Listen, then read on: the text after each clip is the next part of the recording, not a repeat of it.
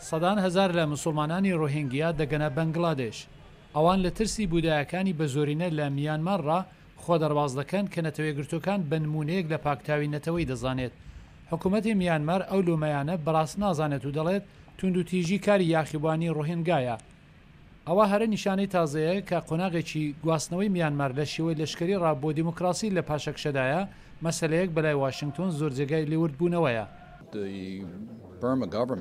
دەسەڵاتی میانمار پێویستە کۆتایی بەم قەیرانە بێنێت. من پێم وایە ئیدارەی ترامپ دەتوانێت ئەمە ڕوون کاتەوە کە ئەم شێوە هەڵسوکەوتە قبول ناکرێت. بەشی زۆری ڕەخنەکە لەسەر ئانگ سان سووکی ڕێبەری میانمارە.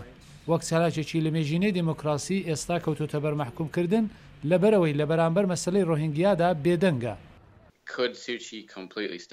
ئایا ئەنسان سووکی دەتوانێت لەشکر ڕابگرێت؟ لەوانەیە نەتوانێت، بەڵام من پێم وایە هەنگاو هەن کە دەتوانێت بینێت ئەگەر بێوێت. ئەگەر تەنانەت بۆ ڕاگررتنی کوشتارەکە بێدەسەڵاتە گەلێک دەیانەوێت لانیکەم ئاگاداری سەبارەت بە مەسەلەکە بدات.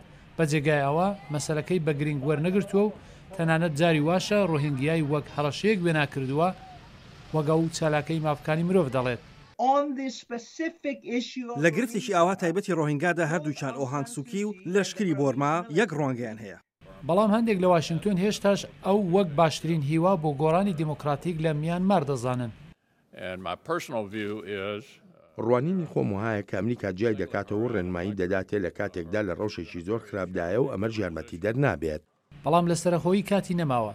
گروپێکی هەردوو پارتی لە سناتۆرەکانی ئەمریکا مانجی ڕابردوو بڕیارێکیان دەرکرد تێدا داوا لە سانسووکی دەکەن وەک خۆیان دەڵێن بە پێی وتە بنرخەکانی خۆی هەنگاو بنێت و سەرکوتی دڕنداری ڕۆهینگیا چارەسەر بکات.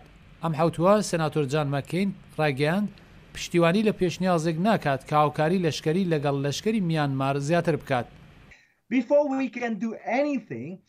بەر لەوەی هەر شتێک بکەین ویلایەتە یەکگرتووەکانی ئەمریکا دەبێت ڕێبەرایەتی و هۆڵانە بکات بۆ ئەوەی داوا لە نەتەوە یەکگرتووەکان بکات کە ئەم تاوانانە بخاتە ئەسوی حکومەتی بۆرما بەلای کەمەوە بە ناوی جینۆسایدەوە.